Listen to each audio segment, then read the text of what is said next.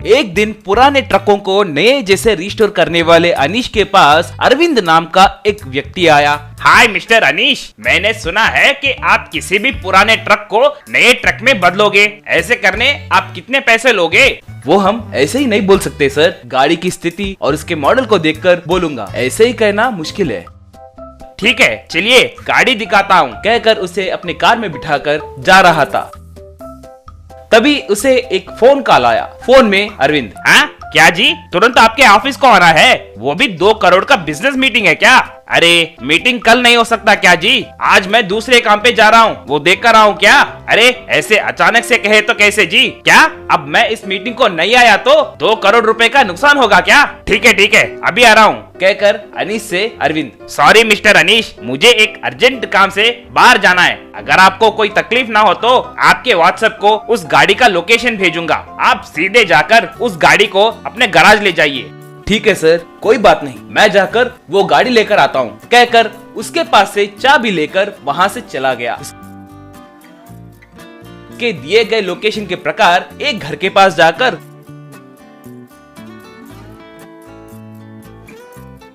उस घर के सामने पार करके रखे एक पुराने मिनी ट्रक को लेकर अपने शेड को आया।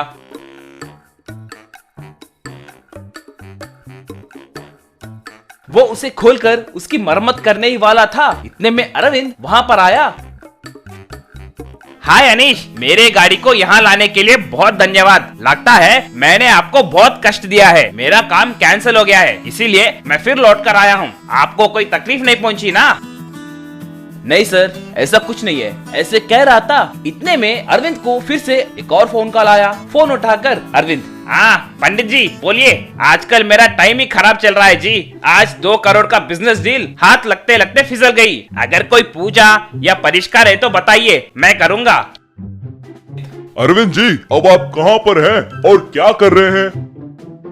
वही हमारे दादाजी के जमाने का मिनी ट्रक है ना, वो मुझे बहुत पसंद है, इसीलिए उसकी मरम्मत करके उसे नए ट्रक के जैसे बनाने मैकेनिक के पास आया हूँ। अरे रे, आप ये क्या कर रहे हैं जी? आज शनिवार है, शनिवार के दिन लोहे के संबंधित कोई काम नहीं करवानी चाहिए। अगर ऐसे किए तो आप बर्बाद हो जाओगे। मेरी बात मानो और उस गाड़ी को तुरंत लेकर आओ। अगर चाहे तो कल मरम्मत करवा लेना। अरे पंडित जी, हमने पहले ही गाड़ी को मैकेनिक शेड के पास लाकर रख दिया है। अगर चाहे तो गाड़ी को यहाँ पर ही रखकर कल काम शुरू करवाऊंगा। नहीं, मेरी बात सुनो, गाड़ी को कल दो। आपको मेरे भविष्यवाणी पर भरोसा है ना? आप मेरे बातों पर यकीन करते हो ना? ठीक है जी, आपकी मर्जी। मगर ये बेचारा मैकेनिक क्या सोचेगा? अभी तक मैंने मैकेनिक के मदद से ही गाड़ी को यहाँ पर लाया। एक बार फोन मैकेनिक को दीजिए, मैं उनसे बात करूंगा। कहते ही अरविंद फोन अनीश को दिया। अनीश से पंडित। मैकेनिक जी, आप गलत मत सोचिए, हमारे अरविंद को माफ कीजिए, उन्हें कुछ बातें नहीं पता। कल वो खुद गाड़ी को आपके शेड के पास लाकर रखेंगे। अगर आज काम शुरू किए तो पूरा काम बर्बाद हो जाएगा। वो काम कल करे तो ठीक है, आप कुछ गलत मत सोचिए। ठीक है जी, ठीक है, कहकर फोन रख दिया। अनीश, मुझे माफ करो, कभी कभी ऐसे भविष्यवाणी पर भरोसा करना पड़ेगा। ठीक है, मैं ये मिनी ट्रक को ले जाकर कल लेकर आऊंगा। तब तक मेरे नए कार को आपके पास ही रखूंगा। कहकर अपने नए कार को वहीं रखकर मिनी ट्रक को चलाते हुए वहां से चला गया और अगले दिन उस मिनी ट्रक को लेकर आया। अनीश, मुझे पता है कि मैं एक मूर्ख के जैसे बर्ताव कर रहा हूँ, मगर कभी कभी ऐसे करना पड़ता है। ये लीजिए मिनी ट्रक, इसे नए ट्रक के जैसे बनाकर दीजिए, मैं कल आकर इसे ले जाऊंगा। कहकर वहां से चला गया। बेचारा अनीश उस मिनी ट्रक की मरम्मत करके उसे एक अद्भुत नए मिनी ट्रक में बदल दिया। मगर अगले दिन अरविंद उस ट्रक को लेने नहीं आया।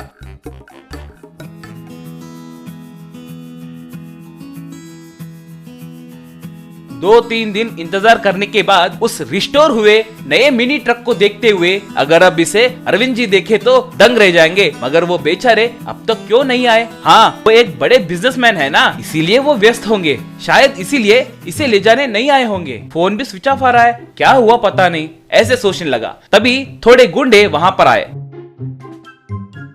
एक फोटो में उस पुराने मिनी ट्रक को दिखाते हुए, क्यों रे, परसों मेरे डेन से इस ट्रक को उठाकर लाए ना, उसका क्या किए, उसे कहाँ छुपाए, इसका पता लगाने के लिए हमें इतने दिन लगे।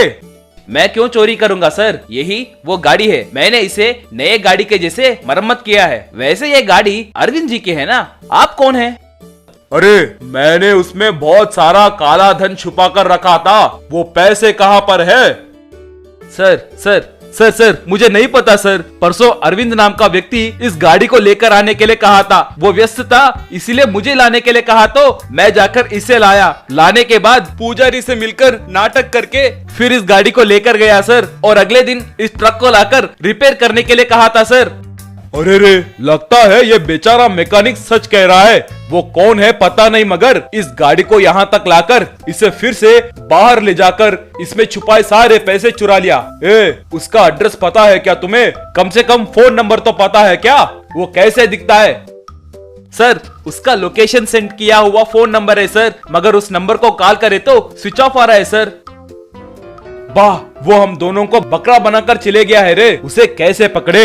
हाँ, तुम्हारे पास सीसी कैमरा है क्या? सर मेरे शेड में नहीं है सर, मेरे शेड के सामने के घर में है सर, कहकर उन्हें ले जाकर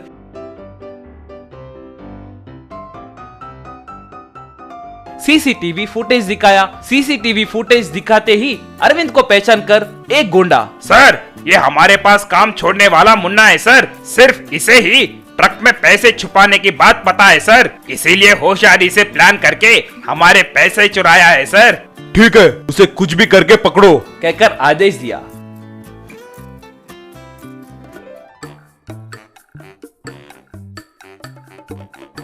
उस दिन से मुन्ना के लिए वो लोग ढूंढने लगे, मगर मुन्ना उन्हें नहीं मिला। Remote control snake thief. Gujarat में रतनलाल कहकर एक सोने का व्यापारी रहता था। वो एक बार गांव जाते जाते उनके बेटे छोटू लाल से, अरे छोटू, तुम दुकान का अच्छे से देखभाल करना, मैं सोने के बिस्किट्स खरीदने के लिए दुबई जा रहा हूँ, मुझे आने के लिए 1 हफ्ता लगेगा, तब तक शॉप का ख्याल रखना, वीडियो गेम्स और मोबाइल गेम्स खेलकर शॉप को मत भूल जाना, शॉप में कीमती सोना और पैसे है, तुम्हारे मदद के लिए चाचा मुन्नालाल रहता है, सावधानी से रहो। पिताजी, अब जब भी जाते हो तो मैं ही आपका बिजनेस संभालता हूँ, उसके लिए इतने बार मुझसे क्यों कहते हो? अब जाइए जाइए, मैं देख लेता हूँ। आप तो बहुत जिद्दी बन गए हैं आजकल, एक ही बात 10 बार कहते हो। अब जाओ, मैं देखता हूँ। ठीक है रे, ठीक है, ध्यान से रहना, कहकर उधर से चला गया। तब मुन्नालाल मन में, अरे ये रतनलाल भैया ऐसे क्यों किया? छोटू से भी बड़ा मैं तो हूँ ना, ये शॉप का जिम्मेदारी मुझे भी सौंप सकता था ना, जाकर इस छोटू को जिम्मेदारी देता है। क्यों, मैं इतना नहीं संभाल सकता हूँ क्या? मुझे बचपन से मौसी का बेटा कहकर देखता है, लेकिन सगाई भाई जैसा नहीं देखता है। मेरा भैया को कैसे भी सबक सिखाना पड़ेगा, वो लौटाने तक मैं इस शॉप में सोना और पैसे सब गायब कर देता हूँ। सोचकर छोटू लाल के पास जाकर, अरे छोटू बेटा, अगर तुम्हें चाहिए तो बाहर जाकर तुम्हारे दोस्तों के साथ थोड़ी देर के लिए खेल कर आओ, नहीं तो टाइम पास के लिए कोई पिक्चर देखो। मेरा भैया ऐसा ही है, हमेशा कुछ ना कुछ जिम्मेदारी ऊपर लगाता रहता है। तुम्हारे उम्र का बच्चों का खुशियाँ नहीं समझ सकता है, तुम जॉली से एंजॉय करो, मैं शॉप का देखभाल करता हूँ। अरे कुछ नहीं चाचा, आज मुझे कोई काम नहीं है और मेरे दोस्त भी गांव में नहीं है। मेरे पिताजी से आप ही बेहतर हो चाचा, आपने मुझे अच्छे से समझा, आपको बहुत थैंक्स। आप हमेशा शॉप में ही रहते हैं ना, चाहिए तो आप जाकर आराम करो, मैं देखता हूँ शॉप को। तब मुन्नालाल मन में, अरे ये बच्चा कहीं का शॉप से जाएगा नहीं लग रहा है, ठीक है, इसको कोई अच्छा सा वीडियो गेम खरीद के दिया तो उसमें डूब जाएगा, तब मैं आसानी से गोल्ड कॉइन्स और पैसे चुरा सकता हूँ, कहकर छोटू से मुन्नालाल, ठीक है बेटा, मैं ऐसा इलेक्ट्रॉनिक्स गली तक जाकर आता हूँ, कहकर गया। तब एक शॉप में जाकर मुन्नालाल, अरे बिट्टू भाई, आज का बच्चे खेलने वाले लेटेस्ट वीडियो गेम्स है तो एक दे दो मुझे। तब बिट्टू हंसकर, क्या मुन्ना भाई, आप कौन से जमाने में हो, किधर फंस गए हो? अब कहाँ का वीडियो गेम्स, वो सारे तो बंद हो गए, अब सब मोबाइल फोन में ही चल रहा है। पबजी, फ्री फायर कहकर उसमें डूब जाएंगे तो बच्चे तो इस दुनिया को ही भूल जाएंगे। ऐसा है क्या? ठीक है, मैं थोड़ा ओल्ड जनरेशन का हूँ ना, इसलिए पता नहीं चला, कहकर उधर से वापस उनके शॉप के पास आकर छोटू से मुन्नालाल, अरे छोटू बेटा, वो कुछ फ्री फायर गेम कहकर सुना था, क्या गेम है वो बेटा? बहुत इंटरेस्टिंग लगता है कहकर सुना। जी हाँ चाचा, बहुत इंटरेस्टिंग लगता है, आजा आपको भी सिखाता हूँ। मुझे नहीं चाहिए बेटा, तुम खेलो, इससे पहले किसी के पास सुना था बस, इसलिए पूछा। ठीक है चाचा, कहकर मोबाइल में गेम्स खेलने में डूब गया। ये मौका को लेकर मुन्नालाल उस शॉप में सोना और रुपयों को चुरा कर उनके जेब में डालकर चला गया।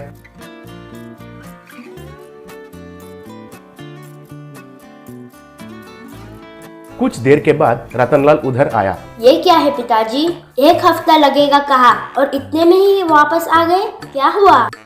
अरे बेटा, फ्लाइट कैंसिल हो गया इसलिए वापस आ गया, कहकर शॉप में डेस्क खोलकर देखा तो कुछ सोने के कॉइन्स और रुपए गायब हो गए।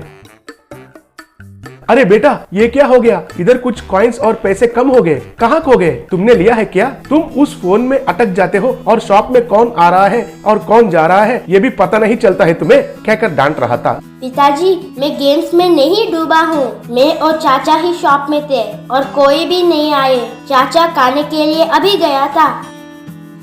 तो तुम्हारे कहने का क्या मतलब है? मेरा भाई ही चोरी किया है क्या? मैं तो यकीन नहीं करूंगा। वो कई सालों से मेरे पास विश्वास से काम कर रहा है। वो मेरा दूर का रिश्तेदार हो सकता है, लेकिन वो भाई से भी ज्यादा है मुझे।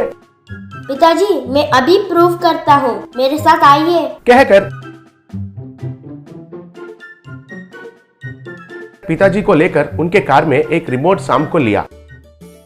अब वो रिमोट स्नेक क्यों चाहिए? अभी भी खेलने का शौक नहीं गया है क्या तुम्हें? पिताजी, मैं इसके जरिए उस चोर को पकड़ता हूँ, मेरे साथ आइए, कहकर एक पेड़ के पीछे छुपकर चलते जा रहा मुन्ना के ऊपर उस रिमोट सांप को छोड़ा। वो सांप उनके ऊपर आने लगा तो मुन्नालाल हैरान होकर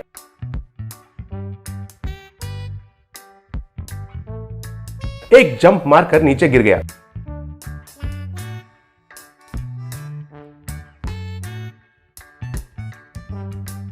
तब उनके जेब में से सोने के कॉइन्स, कुछ गहने और रुपए नीचे गिरे। वो देखकर रतनलाल, अरे मुन्ना, इतने दिन से कई बार सोने का कॉइन्स और पैसे गायब हो रहे तो एम्प्लॉइज का काम है कहकर अच्छे से काम वालों को काम से निकाल दिया था। तुम्हारे वजह से मैं तुम्हें कभी शक नहीं किया, लेकिन इतने दिन से हमारे शॉप में चोरी करने वाला घर का चोर तुम ही हो, कहकर उनको पकड़कर अच्छे से पिटाई करके उधर से भगा दिया। तब छोटू से, तुम सुपर हो छोटू, दूर का रिश्तेदार कहकर सहारा दिया तो वो ऐसे करेगा कहकर नहीं सोचा। तुम्हारे वजह से अब असली चोर पकड़ा गया। बहुत थैंक्स बेटा, कहकर छोटू का बहुत प्रशंसा किया।